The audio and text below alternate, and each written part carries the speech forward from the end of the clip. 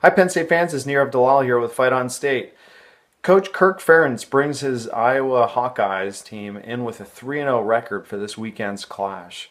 Coach Ferentz has been the head of the Hawkeyes team for 19 years, and for the most part, his formula hasn't really changed. He wants to control both lines of scrimmage, wants to control the clock, and limit the turnovers.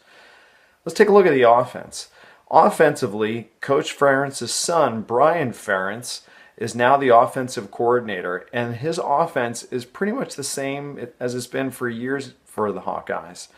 They run a 2 tight end set and will often have a fullback in the backfield as well.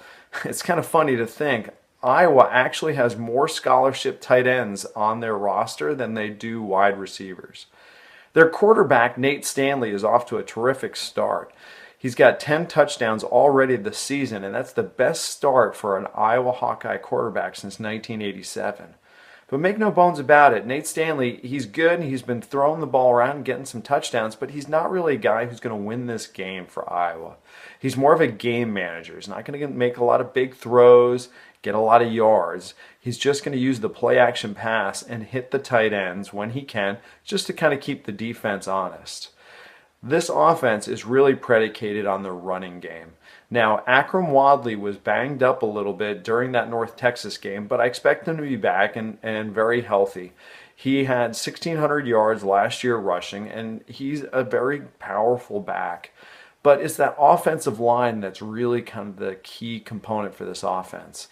The line struggled a little bit in the first half against North Texas, but really kind of hit their stride in the second half of the game. So look for them to come out 2 tight end set and really just try and push the ball 3 yards cloud of dust against Penn State and control that clock, keep the Penn State offense off of the field. So what's going to be critical for Penn State is trying to make plays on that first down. Iowa's fantastic in third down situations, usually because they're only looking at 2 yards or 3 yards to go. So it'll be an interesting matchup of physicality at the line of attack.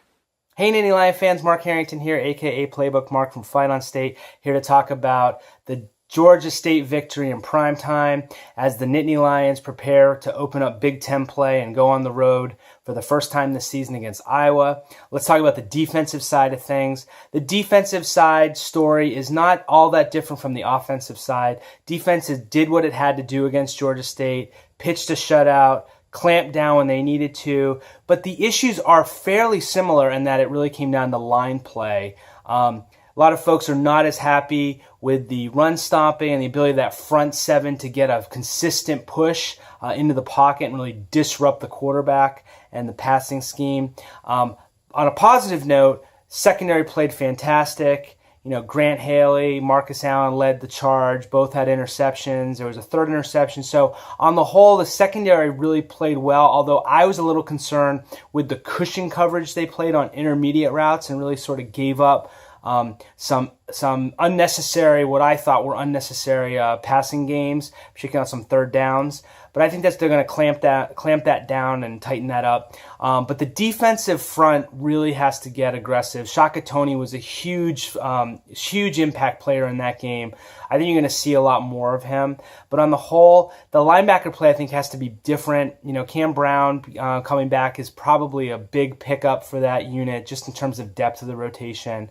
Iowa's running game is strong and solid. They're going to run a fairly similar scheme that we saw with Pitt in terms of possession ball and really trying to ground up yardage and pick up long drives. Penn State has the opportunity to snuff some of those out, but again, they have to get consistent on that front line, and they can't just worry about picking up things in the red zone and clamping down those drives at that point.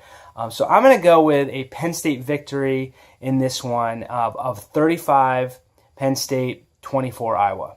Until next time, Fight on State.